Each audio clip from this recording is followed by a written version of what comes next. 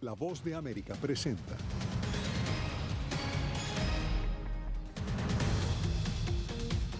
Termina la espera en el caso de la muerte de George Floyd. Polémica por la aprobación de ley antidisturbios en el estado de Florida. Además, autoridades locales en la frontera asisten en la vigilancia inmigratoria. Y 80% de los países del mundo son de alto riesgo para viajar, dice Estados Unidos.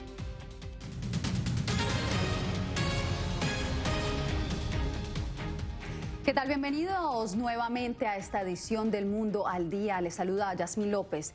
Tras una ansiosa espera, Estados Unidos conoce el veredicto en el juicio del ex oficial de policía acusado del asesinato del afroestadounidense George Floyd. El caso que desató una ola de protestas a nivel mundial contra el racismo y la brutalidad policial en mayo del año pasado. En Minneapolis se encuentra nuestro colega Philip Crowder. Philip, ya hay reacciones en Minneapolis. ¿De qué se trata? Cuéntanos. Pues ya hay cientos de personas delante del edificio que ven detrás de mí. Es el edificio de la corte donde se va a leer el veredicto de este jurado. En teoría lo íbamos a saber en este momento preciso, pero parece que hay que esperar unos minutos más. Es una espera muy nerviosa, muy tensa por este veredicto y una espera muy nerviosa también por lo que viene después, si hay manifestaciones grandes, si hay violencia. Y fue por ese momento preciso, por este día, hoy, por el que se pusieron todas estas medidas de seguridad casi extremas en el centro de Minneapolis, con alambre de púa, con cercas y con barreras de cemento alrededor de este edificio que ven detrás de mí. Otra vez estamos esperando en este momento preciso el veredicto. Ya sabemos que hay un veredicto, pero en los próximos minutos va a ser leído por el juez en esta corte. Y justamente porque nos toca esperar un poco más, Philip, ¿qué se puede esperar de este fallo? Pues primero hay que decir que la responsabilidad que estuvo sobre los hombros de todos estos 12 miembros de este jurado fue enorme y lo es todavía, porque este juzgado es histórico, porque hay que recordar que es muy raro que un oficial de la policía estadounidense sea juzgado por asesinato en una corte americana. Es más raro todavía que haya un veredicto de culpabilidad. Sería histórico si en los próximos minutos sabemos que Derek Chauvin va a ser declarado culpable por el asesinato de George Floyd. Hay que recordar también que durante las 3 semanas de todos estos acontecimientos en esta corte se ha hablado dentro de la corte muy poco de racismo.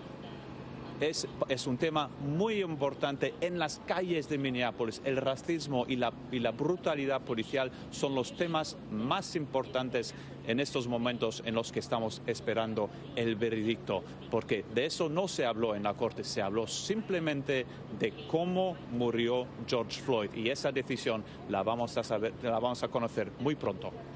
Pues Philip, seguiremos esperando la publicación de esta decisión. Gracias por este reporte.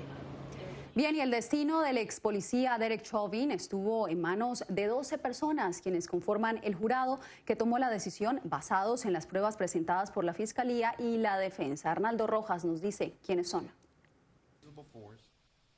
La atención pública estuvo puesta en la decisión del jurado que entendió en el juicio contra el exoficial de policía Derek Chauvin, acusado por la muerte del afroestadounidense George Floyd en el verano del año pasado. A diferencia de gran parte de América Latina, donde la justicia es impartida por la figura de un juez, en Estados Unidos es un jurado usualmente compuesto por 12 personas, seleccionadas entre la Fiscalía y la defensa, el que decide sobre la culpabilidad o inocencia de un acusado, basado en las pruebas presentadas en tribunales. En casos raros, el juez, si ve que ha habido una decisión totalmente fuera dentro del ámbito de los hechos presentados, puede sobrepasar la decisión del jurado, pero eso es muy rara vez, y mucho menos en un caso como este, donde los ojos del país están puestos sobre el caso del oficial Chauvin.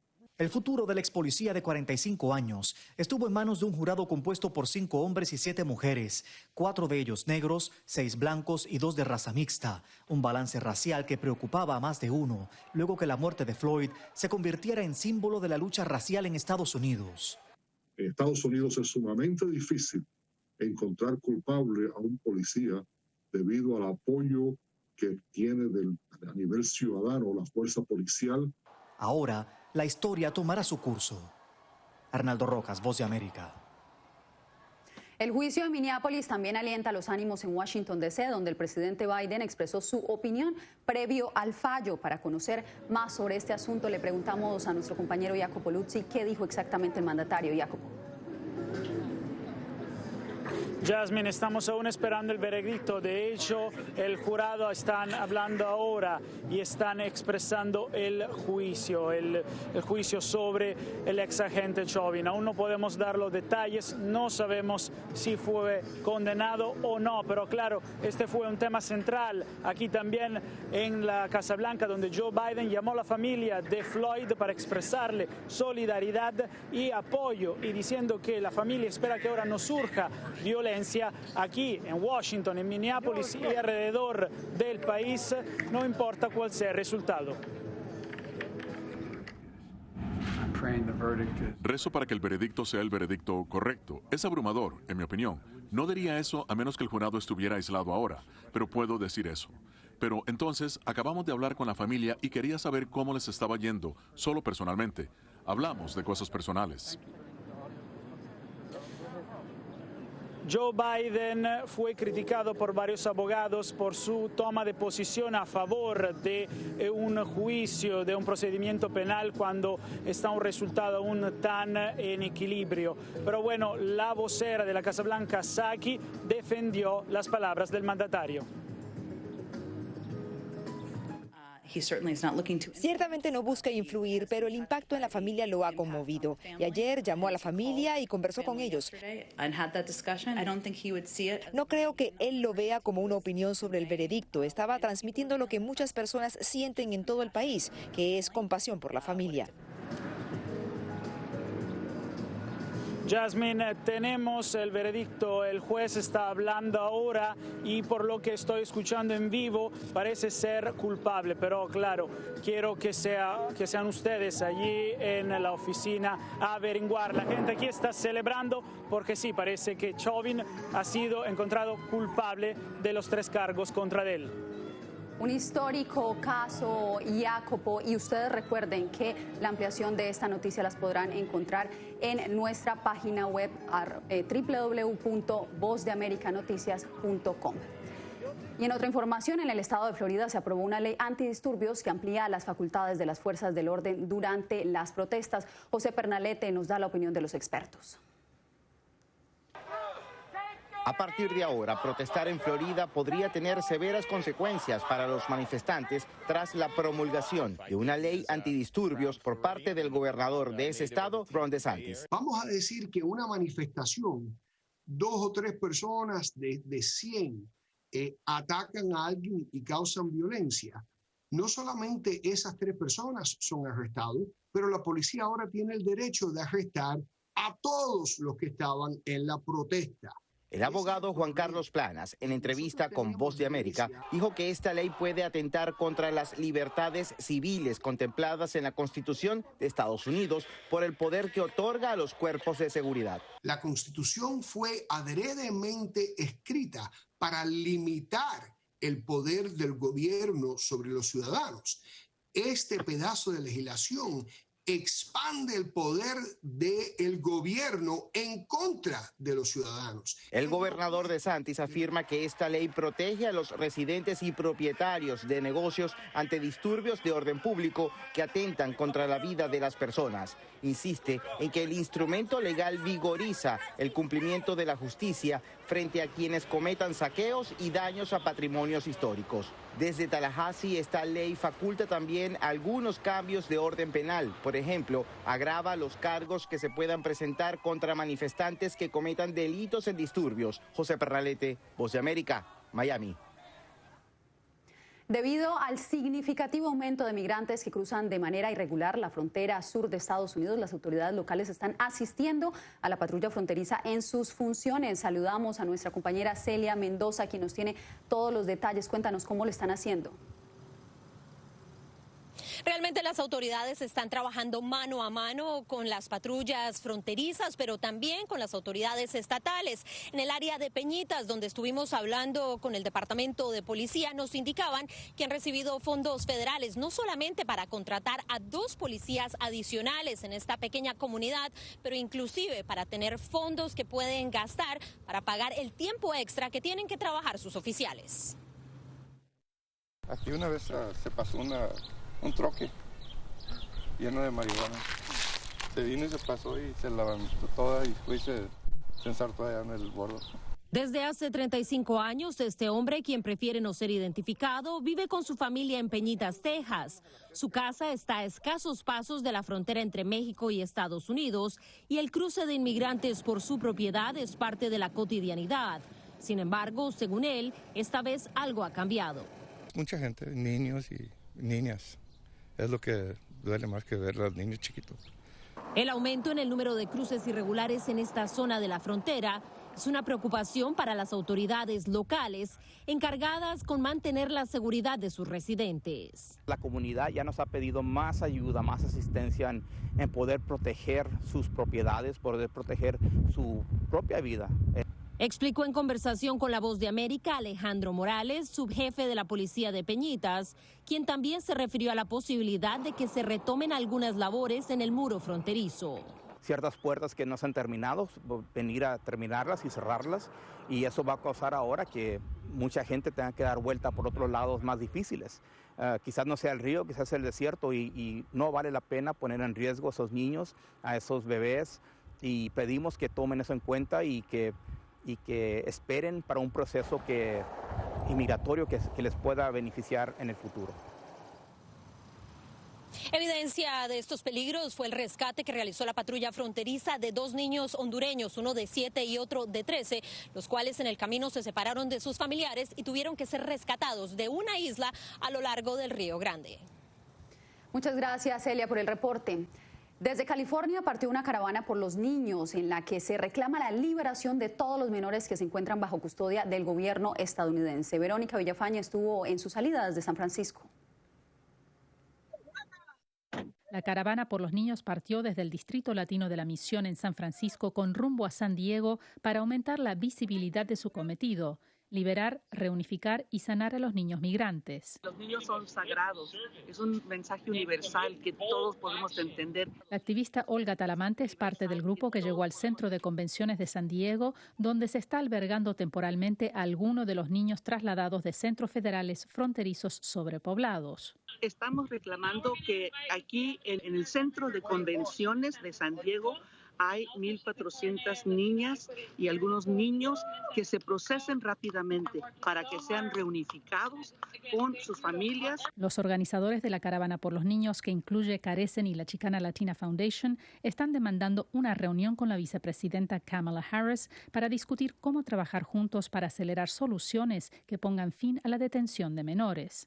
Niños son sagrados. El evento concluyó con una serenata para los niños, algo muy personal para Yosimar Reyes, que llegó indocumentado a Estados Unidos cuando tenía 3 años. Con las palabras, la música, con el amor que traemos, va a traer un poco más de atención, y por traer atención, ojalá va a haber un poco más de acción cuando la gente empiece a llamar a los representantes y hacer cambio en la póliza. El próximo destino de la caravana por los niños es Washington, D.C., donde realizarán un día de acción el 1 de mayo. Verónica Villafañe, Voz de América, Los Ángeles. En minutos, alerta de Estados Unidos para no viajar a la mayor parte de países del mundo. Los detalles al regresar. La Voz Voz de América está en la frontera sur, más allá del muro. Yo lo que le suplico a las autoridades que de verdad que se pongan la mano en la conciencia. Los cambios de las políticas migratorias de la administración Biden y su impacto en las vidas de miles. Queremos que completen este trabajo. Un reto que mantiene en la encrucijada a las autoridades. A partir del próximo 26 de abril, Más allá del muro, una serie especial de La Voz de América.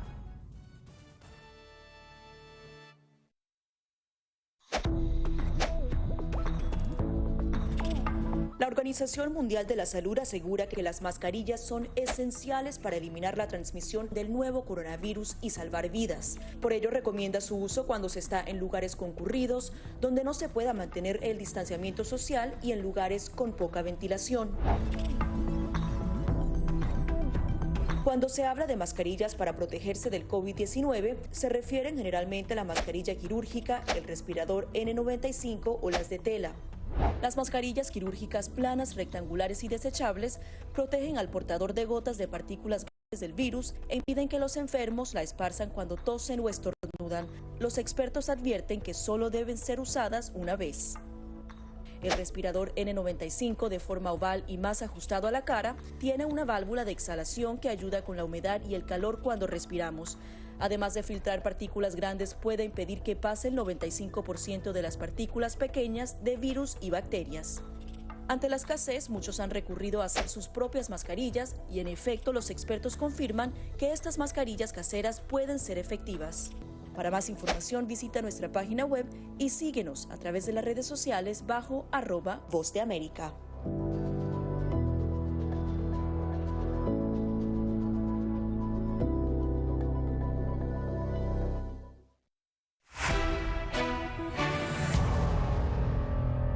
El gobierno de Estados Unidos anunció que ampliará la lista de advertencia de viajes por la pandemia y alertó sobre el riesgo de de realizar viajes no esenciales al extranjero. Divalicet Cash nos tiene los detalles. En medio del rebrote mundial de coronavirus, el Departamento de Estado anunció que expandió las advertencias de viaje a los estadounidenses, instando a no salir del país debido a los riesgos sin precedentes que se presentan actualmente. A medida que los viajeros enfrentan riesgos continuos debido a COVID-19, actualizamos nuestras recomendaciones de viaje para reflejar mejor los anuncios de la CDC basados en la ciencia. De acuerdo con el comunicado del Departamento de Estado, las pautas de viaje actualizadas están destinadas a frenar las visitas a aproximadamente el 80% de los países en el mundo.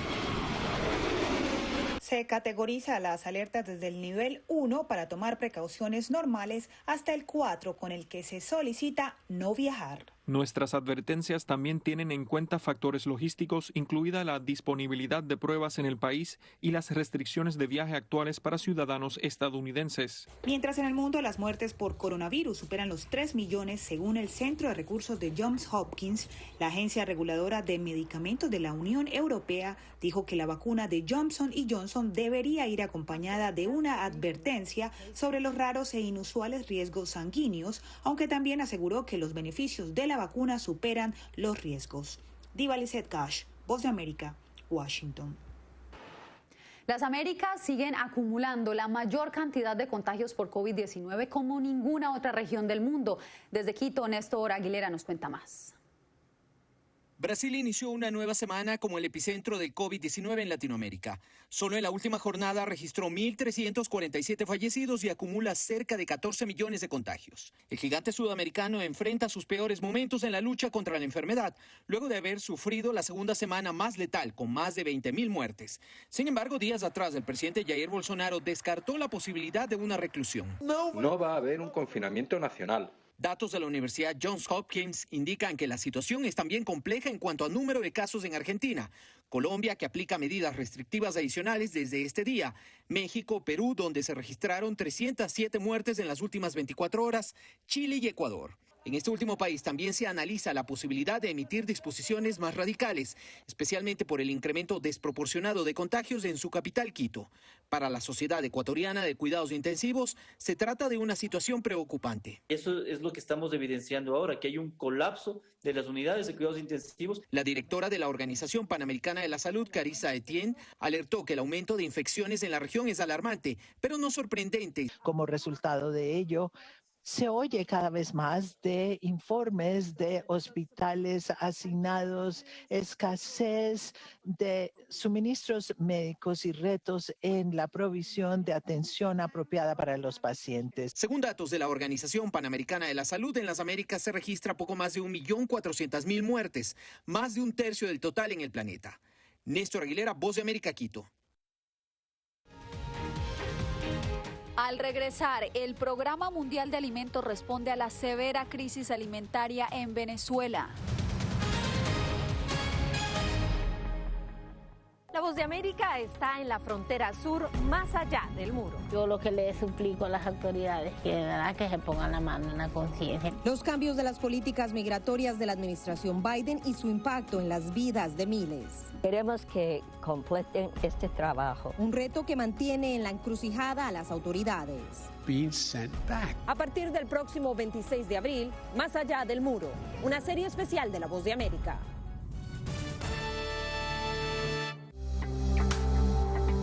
Además de asegurarse de tener un amplio suministro de alimentos en casa, a la gente también le preocupa el poder infectarse del COVID-19 a través de estos productos. La buena noticia es que los Centros para el Control y la Prevención de Enfermedades aseguran que los alimentos no son una vía de transmisión del virus.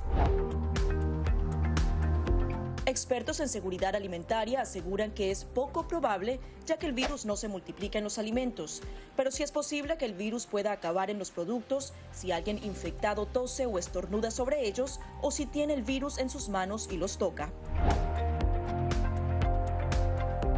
Según la Organización Mundial de la Salud, el virus es probablemente susceptible a las temperaturas normales de cocción. Por eso no es necesario cocinar los alimentos de forma diferente a lo que normalmente se hace. Lo sugerido es 145 Fahrenheit para cerdo, carne asada, filetes, chuletas y pescado, 160 para el huevo y la carne de res y 165 para aves, carne molida, guisos y sobras. En general, los restaurantes tienen normas de seguridad alimentaria que deben seguir, sobre todo para evitar la transmisión de 5 bacterias y virus transmitidos por los alimentos. Esas normas evitarían que el nuevo coronavirus se introdujera en su comida. Para más información, visita nuestra página web y síguenos a través de las redes sociales bajo @Voz de América.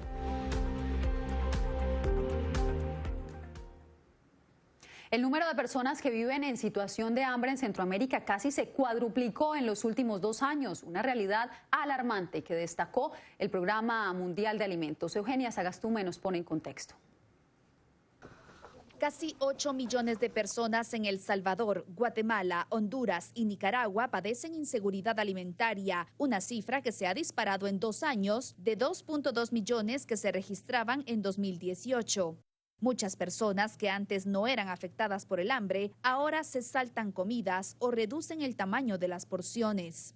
Esas cifras marcan el informe ofrecido por el Programa Mundial de Alimentos de la realidad que vive Centroamérica y que se ve reflejada en un incremento de migrantes irregulares, pues según una encuesta realizada por el Programa de las Naciones Unidas, el 15% de las personas tenía planes de migrar en 2021, en comparación con el 8% en 2018, desesperados por ganarse la vida y alimentar a sus familias. El informe resalta que la situación empeoró con el paso de los huracanes ETA e Iota en 2020. De los 8 millones que no tienen acceso a alimentos, 1,7 millones de personas se encuentran en la categoría de emergencia de inseguridad alimentaria, lo que significa que necesitan asistencia alimentaria urgente. Para el analista Luis Linares, son necesarias acciones inmediatas por parte de los gobiernos. Un Estado más eficiente al servicio del desarrollo, con más recursos, pero recursos manejados correctamente, políticas orientadas hacia el desarrollo integral.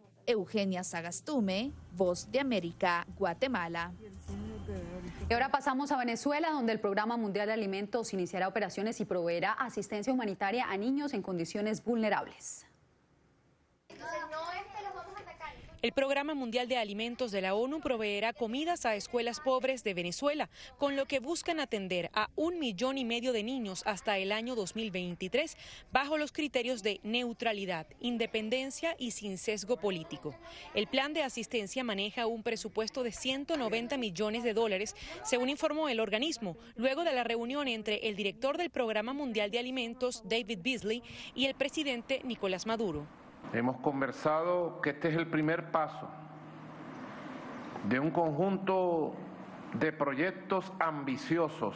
Para la médico nutricionista Marianela Herrera, al aceptar la asistencia del Programa Mundial de Alimentos, el Estado reconoce lo que ha negado por años. Nada más y nada menos que 9.3 millones de personas en inseguridad alimentaria moderada. Venezuela está entre los 25 países en riesgo de agudización de la inseguridad alimentaria debido a la crisis económica. Así consta en un informe presentado en marzo por la ONU. Gente que se está alimentando solamente de harina de maíz precocida. Una investigación realizada por la Universidad Católica Andrés Bello de Caracas y la Fundación Bengoa determinó que 1/3 de los niños menores de 2 años que viven en zonas pobres de Venezuela tienen retardo en el crecimiento, lo que a juicio de los autores del estudio es una secuela más de la inseguridad alimentaria en el país. Adriana Núñez Rabascal, Voz de América, Caracas. Al volver, políticas de inmigración para una nueva era. Les contamos en minutos. La Voz de América está en la frontera sur, más allá del muro. Yo lo que le suplico a las autoridades que de verdad que se pongan la mano en la conciencia. Los cambios de las políticas migratorias de la administración Biden y su impacto en las vidas de miles. Queremos que completen este trabajo. Un reto que mantiene en la encrucijada a las autoridades. A partir del próximo 26 de abril, Más allá del muro, una serie especial de La Voz de América.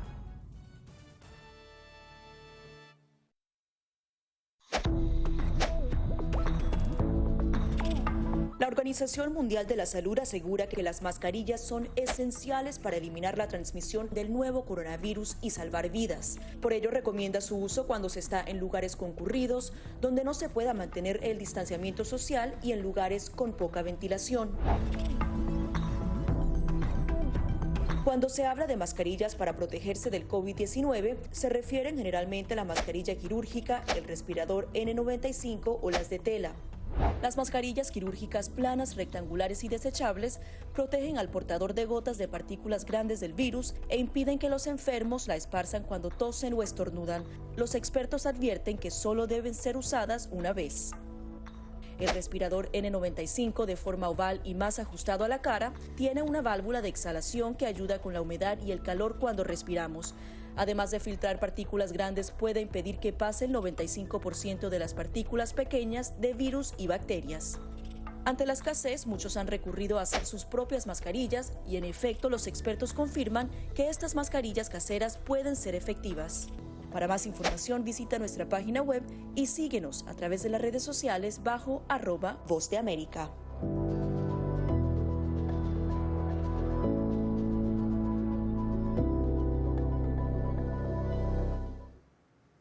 Representantes de los gremios académicos del derecho y de la sociedad civil se reunieron para dialogar algunos puntos determinantes en materia inmigratoria en Estados Unidos. Nos informa Alonso Castillo. Políticas de inmigración para una nueva era es el tema que se abordó en el Instituto para Estudios Avanzados de las Américas en la Universidad de Miami. Su directora, Felicia Knoll, subrayó que es una realidad que oscila entre el consenso y el disentimiento. Oportunidades para cambiar la realidad local y global para los migrantes. ¿Qué puede hacer Estados Unidos por los migrantes dentro de sus fronteras y nuestro hemisferio compartido, donde estamos tan preocupados, por ejemplo, por los migrantes venezolanos? El foco de atención está en la crisis humanitaria en la frontera sur. Sin embargo, también hay que concentrarse en las personas altamente calificadas que son parte vital del progreso del país, subrayó el abogado de inmigración Seth Leach. La mitad de todas las compañías de Fortune 500 de Estados Unidos fueron fundadas por inmigrantes. Aproximadamente una cuarta parte de todas las patentes que se están emitiendo en los Estados Unidos a científicos provienen de inmigrantes. Según María Rodríguez, directora ejecutiva de la Coalición de Inmigrantes de Florida, existe un amplio consenso que los inmigrantes hacen crecer la economía. Sin embargo, el contraste es sustancial. El 70% de los inmigrantes indocumentados son trabajadores esenciales, trabajadores de primera línea, trabajadores agrícolas que brindan seguridad alimentaria, y la seguridad alimentaria es un problema de seguridad nacional. Los expertos concordaron que sin un acuerdo bipartidista será imposible llegar a soluciones prácticas y permanentes que beneficiarían no solo a los inmigrantes, sino también a Estados Unidos. Alonso Castillo, Voz de América, Miami. Y con manos de amor, 2 enfermeras de un hospital de San Carlos, Brasil, están llevando un cálido mensaje a cientos de pacientes infectados por coronavirus que se encuentran en cuidados intensivos.